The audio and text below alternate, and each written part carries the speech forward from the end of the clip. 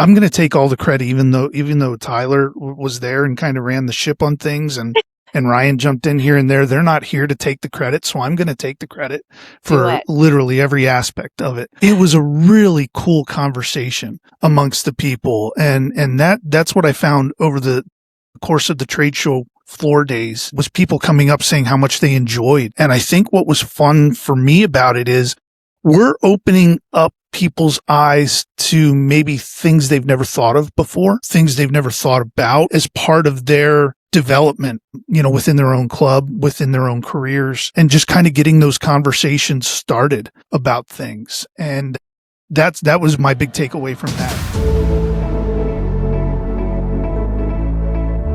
Welcome to Leadership on the Links, the podcast that showcases innovators in golf course management and the issues they face. I'm your host, Tyler Bloom. In Leadership on the Links, you hear the stories of people shaping the industry from their first swing to their dream match. You feel like you're on the course playing with your most inspiring colleagues, having great conversations, digging into insights and sharing a few laughs. Our industry is changing. As a leader, you need to keep up on everything from trends to technology to best practices.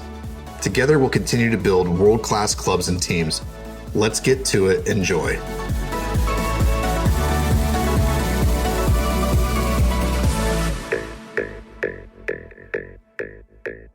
Look at these two faces. The wearied traveler in this one. You're seeing a lot of weariness on this side. Goodness. Well, anybody who's joining here, thank you for tuning in to Leadership on the Links. It is Mitch Rupert and Meredith Otero. We are jumping in to do a quick impromptu recap coming off the heels of an incredible GCSAA conference and trade show last week. I mean, it was while the rest of us are running around Disney and enjoying ourselves in the warm weather, you and I have fought and clawed our way back to the Northeast, buried by snow. Yeah, snow, ice, and no Mickey ears or Minnie ears, because we've received several of those photos. But hopefully it warmed up and the big sundae. I'm sorry. I hope that finds its way to social media somehow. The big sundae that Tyler, I'm assuming, took down by himself and did not share with his kids. That's was great. Right. We'll have to incorporate that picture.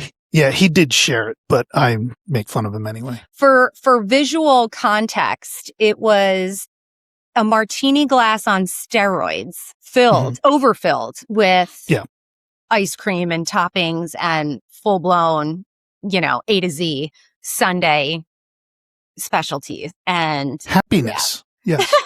Pure joy. Lot of happiness. Yes, absolutely. Oh, goodness. Well, we are excited to share at least our perspective, but, I'm pretty confident that the team would also, would back up and agree with our feedback, because we just had so much positive correspondence, just quickly, in everybody's travels and transitions and things like that. We were just super pumped about how the week went. And it was almost a full week.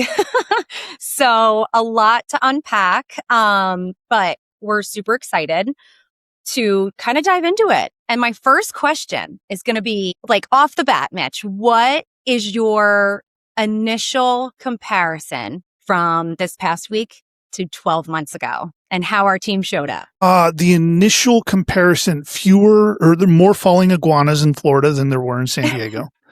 I was not allowed to bring one home, which is disappointing. The biggest thing, and I've told this, Meredith, you and I had this conversation. I had it with Mary and Ryan, and Tyler as well. And next time I talk to Sam, I will say it to her, just so we're complete on that. It felt so much different this year. This is only my second show. San Diego last year was my first show that I was at, but it felt so much different because it wasn't a feeling out process from the people who were coming by the booth, or, on trade show days. There was a reason everybody was coming by. Whether it was just to say congratulations, because our growth in the last 12 months has been exponential. And I don't know that any of us saw it happening this quickly.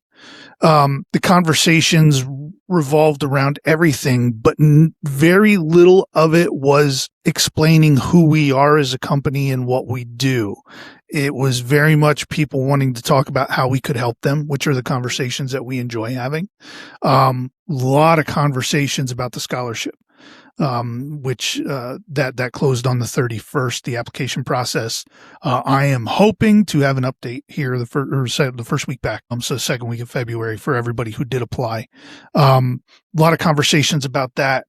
A lot of conversations about people we have placed in jobs and are largely just absolutely killing it in what they're doing.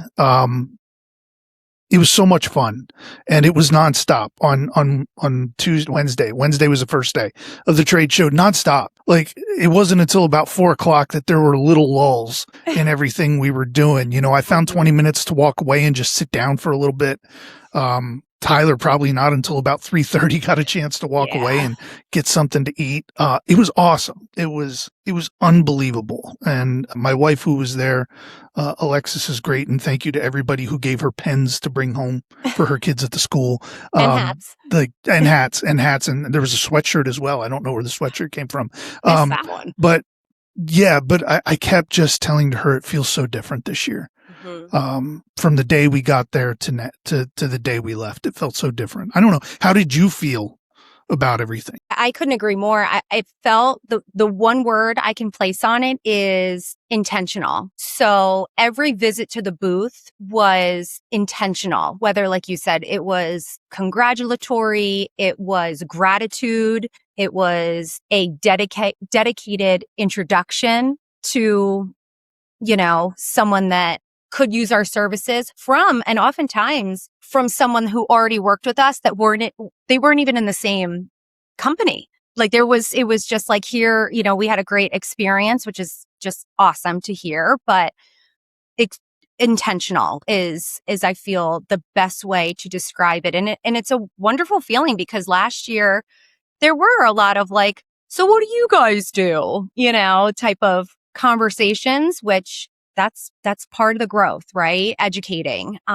So we have made a lot of progress over the last year in the marketing that we do, the message that we're putting out there to educate people leading up to these events. And so they know when they come and visit us, you know, those conversations can go somewhere and make a difference right away.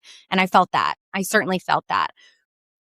For me personally, I felt my best conversations were actually on the fly. So, you know, I would break out and go onto the trade show floor with a handful of people and, you know, looking at the map, kind of mapping it out to have conversations with certain people. But along the way, you're stopped X amount of times, whether it's, you know, a booth that caught your eye, someone that caught your eye. You didn't realize it's just it's nonstop networking, but I didn't feel exhausted. Like I didn't feel mentally drained. You know what I mean? Like everyone has a social battery. I didn't feel that way at all. You know, I feel like we left, it's a long week. It was a lot of like, you know, ping pong around, but like rejuvenated and excited for like everything to come after this. We have one more, you know, the team has one more stop. We're going to be in Anaheim next week for club managers. So that's like the third leg of the conference race. So, you know, we have a lot of shaping, maybe reshaping, kind of messaging, outreach and things like that to do, but it's exciting, you know, rejuvenating. It was not draining. It was certainly rejuvenating. And, I hope everyone else, you know, that had a booth there felt the same way. But, you know, I know Mitch, you were holding the fort down. I mean, it was I love seeing that. Wait, just doing your thing, fielding inquiries, you know, like I feel like you could see the sense of pride show through. So very appreciative of that because my ADD, like I said, I had to hit the floor a lot. Mary and I, we take our breaks, but you did hold it down quite a bit, and we are very grateful for that. But don't mean to make a big shift here. Mitch, you had back-to-back speaking engagements, like within a couple. Did. You did, and you crushed it. I did. Chris, so why don't you tell us a little bit about your sold out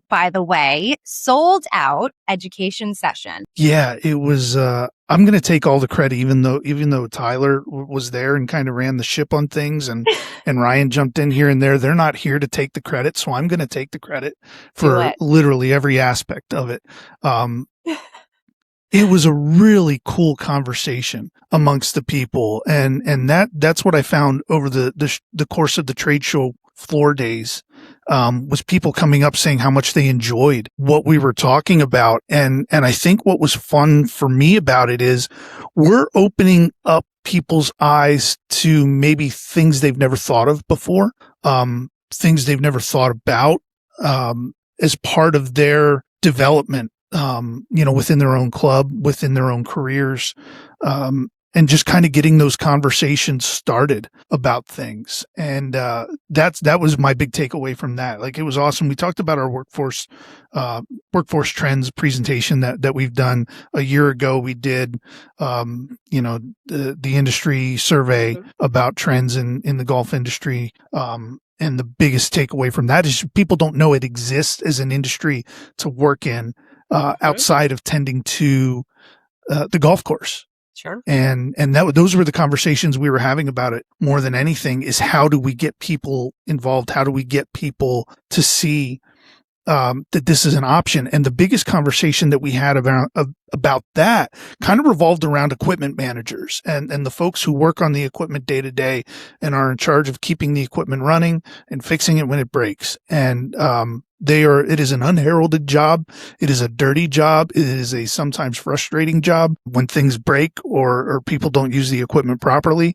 But more than anything, we're finding that a large portion of that population is starting to age out. They're starting to get towards retirement, but they don't have somebody in place to take over for them. And the searches are very difficult, which we know here from Bloom Golf Partners because we've done those searches, and it's sometimes very hard to find qualified candidates. So our conversation around that is really developing from within. And that can mean one of two things. That can mean finding somebody on your staff that you can kind of split time with, to maybe give them some hours in the shop, working on equipment, doing oil changes, learning how to sharpen reels, things like that, or even going out and about in the community to where the mechanics are working at dealerships and just showing them that this is an option to where they're probably going to make similar money to what they're making at the dealership with fewer headaches, maybe not necessarily fewer hours at times, but more growth potential, possibly, and more earning potential.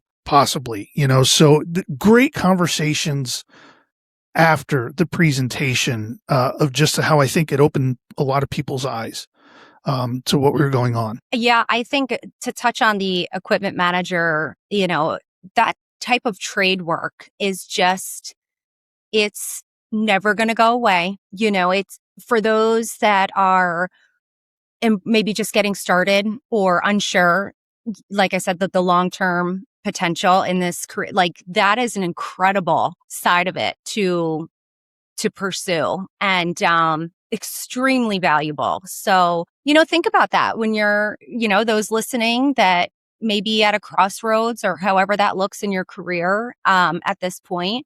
Those, it's a small pool. So the potential to be placed in a wonderful spot, it's increasing.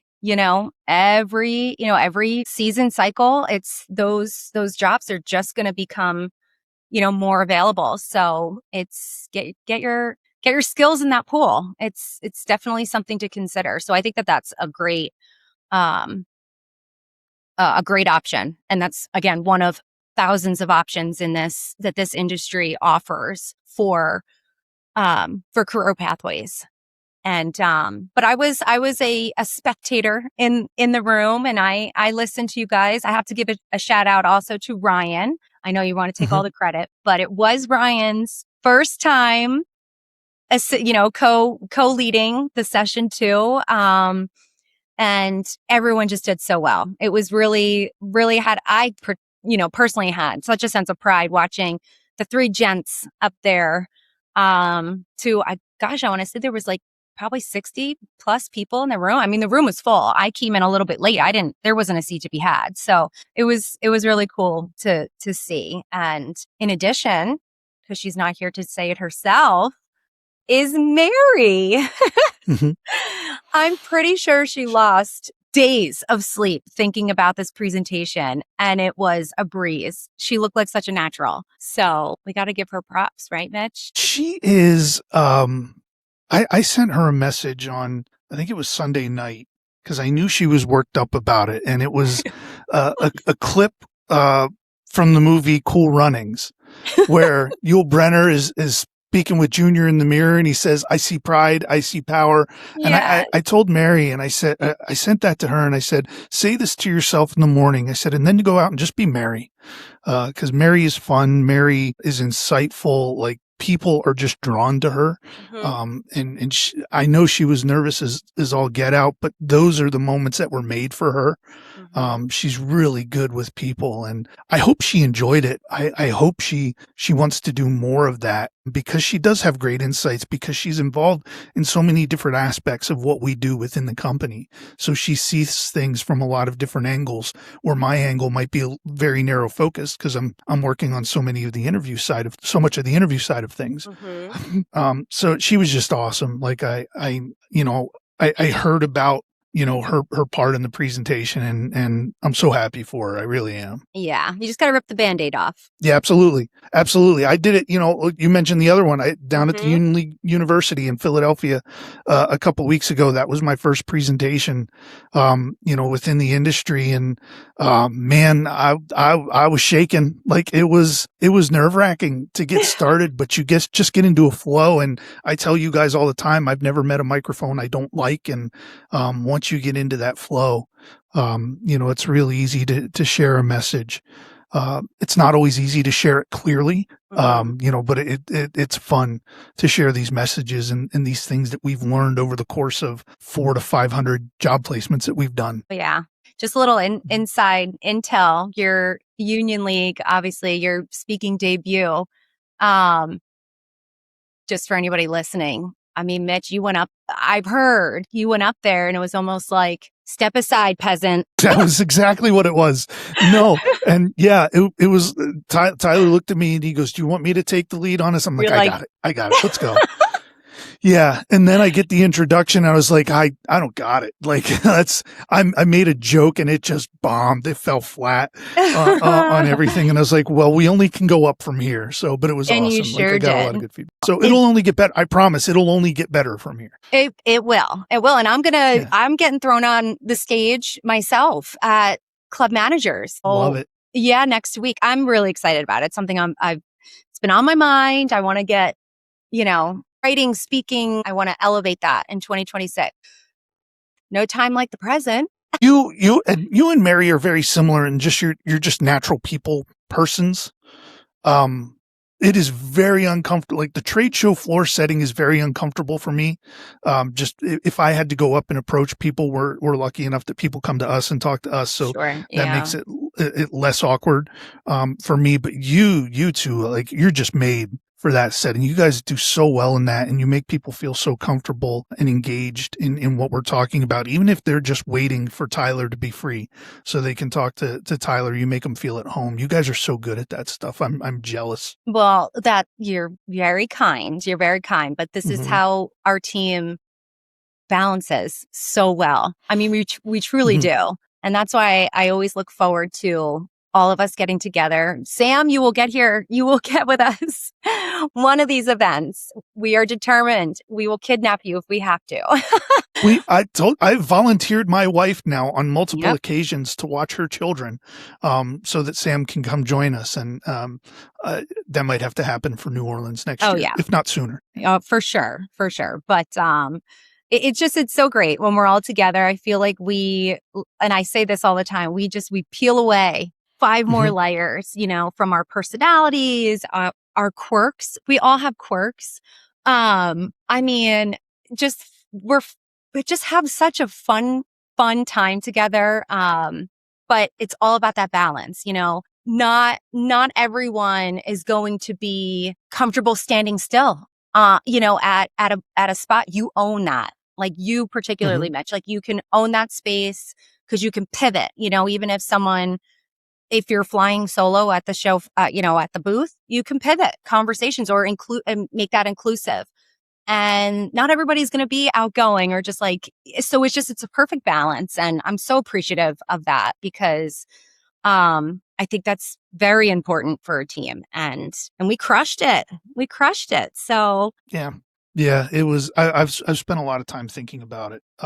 And, you know, Tyler asked me when I said to him, it just felt different this year.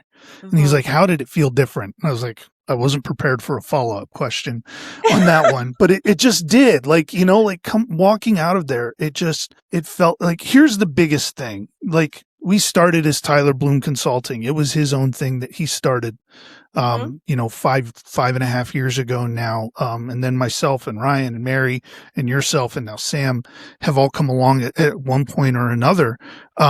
People don't just come to the booth looking for Tyler anymore. You know, he's not passing off people because he's trying to get to everybody. You know, it's folks coming to talk about us, talk about searches that we're in.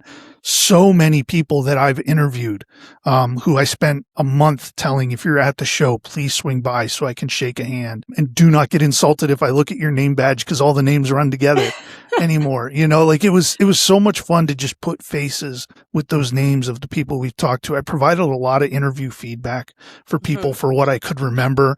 And it was so much fun for me just to, you know, like I said, put faces with those names a little bit, you know, put faces with the names that I see on LinkedIn. Can I tell you one story about a gentleman who we've had great interaction with? So, I'm going to butcher his last name, but I'm going to try really hard. His name is Anderson Kiplimo.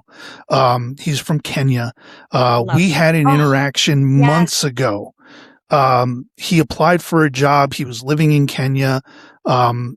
We don't have anything set. It's one of the holes that we are working on trying to fill is a setup process to get international candidates to the United States. Right now, the best process for them is going through the Ohio State program. And Anderson applied for a number of jobs.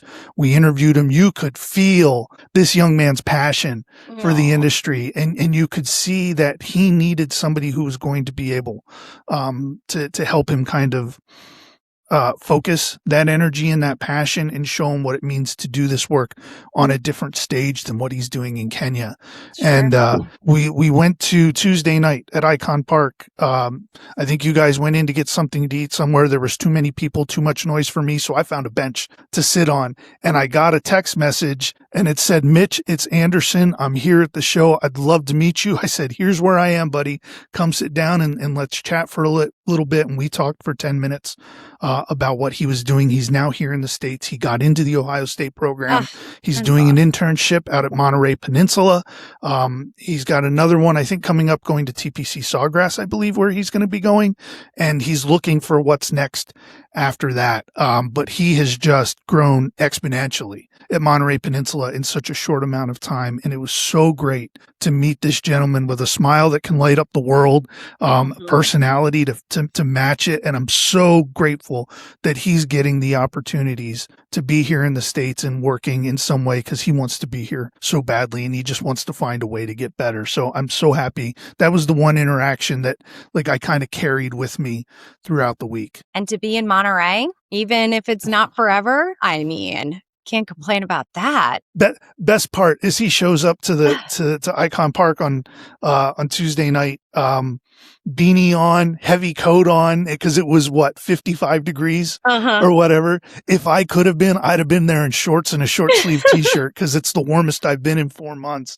And he goes, I don't care. I'm just happy to be here. And I was so happy. Yeah, no, it was really special to meet him. It was briefly because there was just so much hustle and bustle, but glad you called us outside to say hello to him because that was certainly such a great, not random, but just spur of the moment interaction. So that was pretty cool. Yeah, he had sent me a message that he was in the States a little while ago, and I just hadn't gotten back to him because we've been so busy here lately, and just to see him face to face, I'm super excited. I hope we can help him out moving forward when he's done with his internships, and do whatever we can for him. But I'm super excited for him. Oh, I'm sure we can point him in the right direction in some capacity.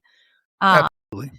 So you mentioned Icon Park, and that was like one of the, social events because the GCSAA was celebrating their 100 years. I mean, they always do social events, but this centennial was really, really special. And so that was one of the, non-educational, non-trade show events that they put on off-site, let's say. What outside of that, or maybe it is that, what event or social what was your favorite out of the week? So here's I like being at Icon Park because even though we were all kind of wearing our badges, it's dark. Like I don't know Adam from another Adam, there, but somehow people would see my face and know who I was, and that blew my mind. Ran into a lot of people who just had 5-minute conversations with, and that still boggles my mind because I still feel like I'm trying to fit into the industry. This is not the industry that I grew up in. I was doing other things for 20 years before I got into golf, and there is a little bit of imposter syndrome from time to time, as you're trying to feel like you fit in. This was the week where it finally felt like I was part of the industry. And it's just because, the people are welcoming and they want to talk about different things. And, so that was kind of the big, and I mean, the roving cannoli guy, can't miss. He doesn't miss. Yeah. Like I said to Tyler last year, I thought I would know when we made it, when we could rent out Petco Park for one of these things and have an event there. But I think we'll have made it when we can have a roving cannoli guy. At some point. I'm sure I got an uncle, Mitch. Just saying. I'm sure you know somebody. I got a guy there that can help us out. Yeah. I do not have a guy, so it's on you. I will say I really enjoyed Icon Park as well, especially when I smoked Ryan in basketball buckets. I did not know this was a thing. How did I miss this? Oh my. There's evidence. We have it on video. Oh yeah. Smoked. I love that I can say that. The guy who plays basketball 3 times a week? Yeah. Yeah. Oh man. Yeah. I haven't played basketball since I was a freshman in high school. Yeah. So like 5 years ago. That's very kind. I wish. Yeah. But I mean, he'll say otherwise, but I mean, the proof is in the video. You can see the digital numbers. He's convinced that they were rigged and, but I will say it was a highlight. It was a highlight of my week. So how has this not made it to the socials yet? Oh, it will. It will. Oh, I had to make it recorded here. And then I'll back it up. So, good. But no, there was a lot of fun stuff that we did as a team, as, an industry. There was a lot of good stuff to see. Cause I honestly probably like Disney Springs or Icon Park, like they're not things that just when you're in that I would think to do because it's just in my head, it's like business, all week long, but it kind of forced you to get out of the hotel or get out of the conference center. And, I may not have made the best shoe decisions, but it was worth it. It was worth it. Best shoe decisions. That was for the trade show. That was a rough Monday night. It was rough, and it was only day one. Does that? I feel like so. Let's get to this. I want to touch on this for a little bit. I feel like Ryan went through at least one shoe change on Wednesday. Mary feel like Mary may have gone through 2 shoe changes on Wednesday. She sure did. I don't think she made it till noon. I really don't. Yeah. Guess who did though? I made good trade show upgrades outside of the trade show floor. Disney Springs, total miss. Yeah. The 4-inch heels did not work out very well. I know. Well, when I'm with somebody who's 6'5" or however, and then your wife who's also very tall, I mean, I need all the height I can get. So Yeah. big regret. But everyone did offer me a piggyback ride, which was really very kind. I made it. My wife's 6 feet tall. She'd put you on her shoulders like you're, a toddler. She did. She offered, and I was very close to. I had tears at the corners of my eyes. They were about to spill over, but then the Uber was in sight, and that brought me to the finish line. So I do like that. Like half of our pre-show meetings are about footwear, and it's preaching. Make sure you have good footwear for Wednesday and Thursday, and nobody ever has good footwear for Wednesday or Thursday. I swear. You just don't know. You don't know what's in store. I don't know. We'll get it one time, but it was good. It was really a great showing by the Bloom Golf Partners team. It's been a marathon winter with some travel and just speaking engagements. It's the off season in the Northeast, but not at all for for a lot of industry service, type of professionals. So, but it's fun. I love it. I look forward to it. It does force us out of the winter weather, for me in Jersey, you guys in Pennsylvania, Mary in Detroit area. So, before we wrap up, any final thoughts that you want to add or, anything about the upcoming spring that we want to touch on? More than anything, I just want to throw a blanket thank you to everybody out there. I mean, they're what makes this whole thing go. Without them, we are non-existent. But it is, I said this last year, and we did some video work last year, with our friend Adam Gar. I said, it's the people. Like, this is a people-centric business. I know we're in job placement and recruitment and all of that stuff, but it's a people-centric business. And if we keep people at the center of everything we're doing, we're going to come out pretty good. And we work with a lot of really, really cool people, a lot of fun people. I'm looking at you, Curtis James, at Old Elm in Chicago, who only came by for about 4 minutes, but he made his presence known, at the booth, just super cool, super fun people to work with. And, I'm so excited to get back to doing what we're doing. Like, there was 9:00 this morning. I had my first interview, of the week. There was no waiting on it. And, we're getting back into it. Absolutely. It's not slowing down anytime soon. It feels like every day Tyler's coming back. I'm like, he's like, we got another one. And I'm like, oh, can we finish up these 11, before we do that? But just a big blanket thank you to everybody who comes by to say hello, who's looking for some kind of guidance, who, is interested in having us come speak, to their people. Just a big thank you for helping make us part of the industry, part of the community. Couldn't agree more. It makes it so much fun. I mean, we touch on all parts of the country, all levels of the industry, on and off property, like courses. We're in sales roles and all over the place. So there's never a dull moment. That is for sure. I've got stories. Yeah, oh goodness. Stories. Oh yeah. For days.